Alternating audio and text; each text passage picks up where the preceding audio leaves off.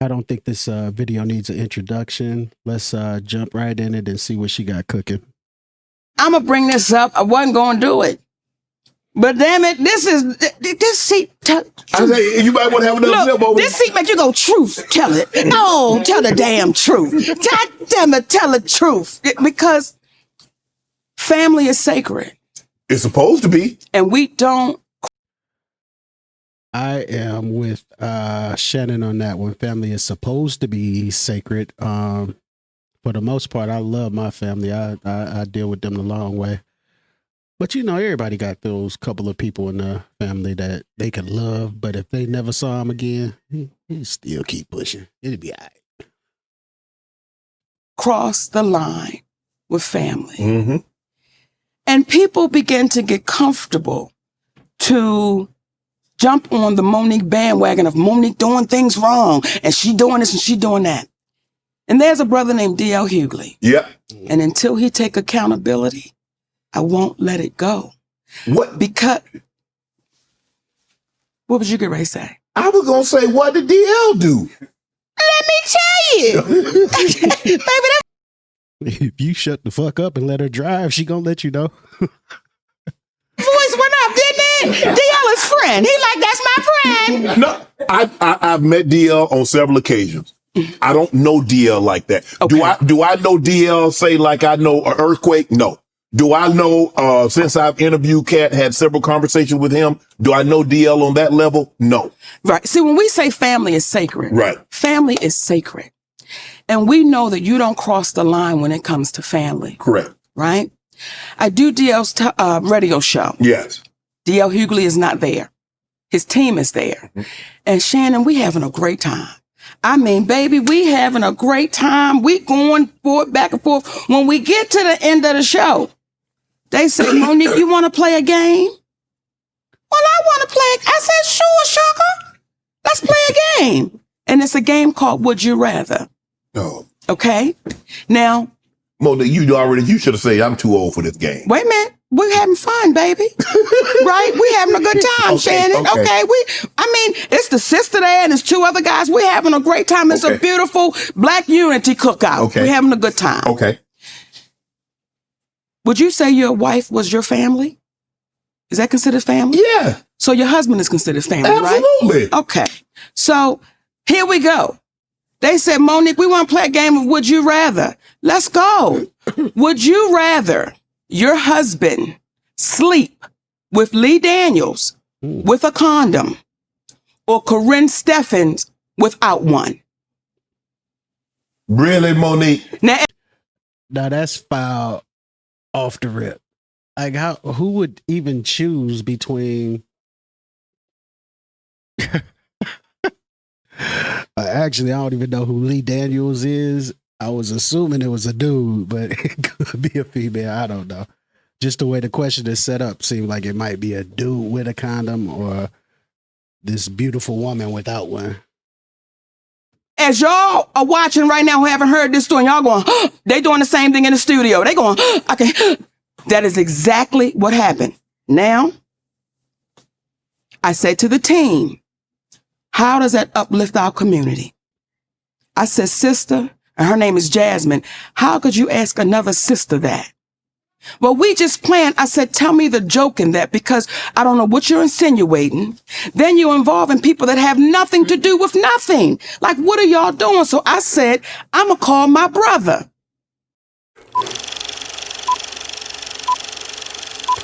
Hey everyone, this is MDMZ and DL. I'm going to call my brother. I call DL Hughley on the phone. I say, hey, baby. Yeah. Huh? That's how he responds. Yeah. Did he know it was you? Yes, because they called him to let him know Monique's going to be calling. Right. Like this, it was getting crazy. Right. I'm like, just let me get on the phone with my brother. Right? Yeah. Hey, DL. Yeah. I said, listen, I just got off the phone with your team and they wanted to play this game, Would You Rather? And it was like, stupid. Like asking me about my husband and Lee Daniels and Corinne Steffens, and his exact words, well, that's how we do it. I said, DL, how does that uplift our community? And again, I don't know what y'all trying to insinuate, but brother, what you doing? Everything that's done for the media isn't to uplift the community, though. You're on a show where they joke a lot. They get down, they clown, and you might not be feeling everything that they talking about, but you know, that's what it do. Community. And again, I don't know what y'all trying to insinuate, but brother, what you doing? Like I said, that's just how we do it. So it is what it is. Now, it got so ugly that my attorney had to send a cease and desist. So it never aired. So we have, like, when Cat Williams talk and people, truth tellers talk, we have receipts to everything we're saying. That's how that whole thing got started. Okay. Now, she mentioned Cat Williams. I do have an issue with what I've been seeing on social media lately. It seems like when for years, she's been talking about the exact same things that Cat Williams said on CLUB Shay Shay. And we've looked at her like she was bitter. But for Cat Williams, we salute this man. We giving him props and everything for coming out and telling the truth about things. But when she did it, oh, it's just some bitter black woman who thinks that she's more important than what she really is. So we have, like, when Cat Williams talk and people, truth tellers talk, we have receipts to everything we're saying. That's how that whole thing got started. Okay. It's family. My husband is my family. Yeah. Now, you babies that are really good with this internet, through the years, I've watched DL speak ill of me. Through the years. I never knew DL Hughley had a problem with me. But when Cat said they all a group, he forgot to put DL Hughley in the group. Mm-hmm. Through the years, I was bitter. I was dangerous with what I was doing, saying that it was inequality. My husband didn't know what he was doing. This went on through the years. I was unloved, all of these things. And I said to myself, I'ma see you. But just because she had a problem with what was going on doesn't mean that DL Hughley should have had that same, or Cat Williams should have had that exact same problem with DL Hughley. That wasn't his issue. That's yours. These things. And I said to myself, I'ma see you. I'ma see you.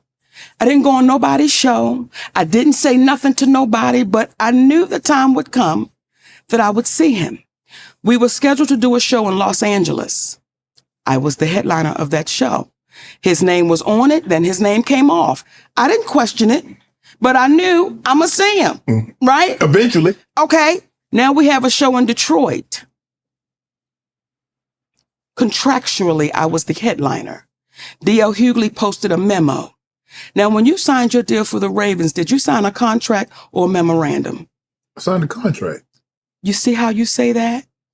Like anybody that knows good business, you sign the memo is saying this is what I would like, right? But the contract is saying this is what it is. Okay. Yes. He put out a memo to our community, and that touched me a little different because I was saying, why would you lie to our babies?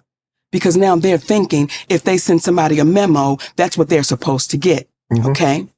I was contractually signed to go as the headliner. Right. I mean, you go last. DL Hughley didn't come into the building until 9:30.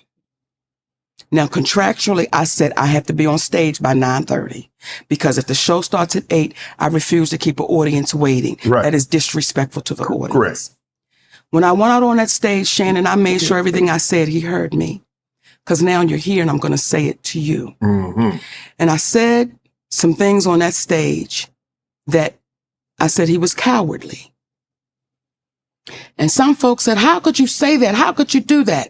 And then I posted some things to say, this is what I meant. See, you came after my husband. And when you had a chance to fix it, When you had a chance to say, Mo, my bad, you know, we don't even get down like that. Right. You told me it is what it is. And until he's brave enough and courageous enough to say, this is what really happened, y'all. Y'all have never known me to be no shit starter. Folks ain't never known me to go over and kick a sandwich out of somebody's hand that's hungry. But what people do know is, if you kick me, damn if I ain't gonna kick you back. Right. Because that's fair play. Right. So there was one left out the pack. And when you have people that continually don't take accountability, that's why you see us in the state of affairs we're in. Yeah. I'm a firm believer, Mo, that everybody don't play the same. And someone once told me, what is joke to you is death to someone else. What is joke? That's why we. Is it just me, or are y'all confused about what exactly D.L. Hughley did to her other than the issue when he was on her show? She didn't really go full circle with the issue when they were on stage together. She kind of went into it and then stopped. I didn't see where that should have been like an actual factual problem. We don't play with people's families. No. When we had the Monique show, the radio show, listen, you can't come on here and speak ill of no one, because we don't play like that, because we know how this business works. Right. So when you allow that to happen, what do you think is going to come back your way? What do you think? And D.L. Hughley, please, no, brother, we still love you. Just take accountability for it, and we move forward. I remember reading something about the situation in Detroit. I didn't know the depth of the magnitude of it. I remember reading something about a memo about, I guess it's an addendum that was added on, but the contract is the contract. The contract is the contract. And what happens is, because of the messenger, it was easy to pile on. Mm-hmm. It was easy to pile on. And then when you have some of our black folk that go sit in front of a white man and speak ill of their people, I'm like, y'all, what are we doing? What are we doing? What are we doing? What are we coming to that we're going to sit in front of this white man? I can't even say his name. I refuse. Everybody know who he is. We sit in front of him and we just let this man say any and everything about us, and then we go right in with him. Now see, that to me is dangerous. Mm-hmm. And y'all babies that's good with this little computer, don't take my word. You can just go through the years of this cat just running his mouth. Mm-hmm. And it's like, stop doing that, because what are we saying to the babies coming behind us? When I hear Brother D.L. Hughley say, with that Netflix special, I just accepted anything, whatever they gave me. These are not my words, they're his. Right. Well, that's how you do business. I'm not mad at you accepting anything. Right. Why are you mad at me saying I won't accept anything? Right. That's the difference. Mm-hmm. It's like people were judging me. I was hearing people, Shannon, okay, I didn't know we had so many tender people in our group. Yeah. I didn't know we had so many tender love. I didn't know. That's something that I disagree with her about. I don't think she's in the same level. She's on the same level as D.L. Hughley. And Corey Holcomb said it the best. Like, and I'm not knocking her in no kind of way, but name one Monique joke that you found over the top funny. I asked my mother the same thing this morning, and she's a huge Monique fan. And she couldn't think of anything that she said in any of her specials that actually moved her. So she's ridiculously funny in movies, but the last show that she did, I felt like all she did was rant. There were no punchlines, no setups, nothing, you know. She gave you something, but she didn't give you the whole meal. It's like meat with no potatoes. I want my potatoes too. I need all of it, not just a little portion of it. I want the whole thing, and I don't feel like I got that when I watched her special. No, we had so many tender people, and I wouldn't want to be on the front line with these tender people where it's like, oh, I can't believe you said that. I can't. But is what I said the truth? Is what I said the truth? Mm-hmm. No, I didn't put no sugar on it. Right. It was shit. Right. And I didn't try to make it taste good. We got to stop running away from what is real, and we run into fantasy. And that's how come we keep staying where we sit. Want to join Club Shay Shay? Become an official member by hitting that subscribe button, where you never know who's going to be joining us for drinks and conversation. Don't be late to the party, because you know we like to do something before do something. Yeah, Shay Shay is really doing his thing lately. He came out of nowhere and became one of the biggest podcasts out there. Like Cat Williams, the one he did with Cat was doing numbers. I still haven't watched the one he did with Country Wayne yet, but I definitely plan on it. And if I can find some little bits and pieces, some jewels and gems out of it, then I'll probably do a reaction to his Country Wayne video too. But yeah, I can appreciate the way that Monique thinks and why she says what she says. I'm not in agreement with a lot of it, but I definitely can feel where she's coming from. And she's hilarious in movies, like over the top funny. Her small scenes in a lot of movies steal the whole movies. I just don't feel like as a stand-up, she's as solid as she is a comedic actress. Well, I'm going to get up out of here. This is Opinionated 3000. I am Mr. Opinionated. Thank you.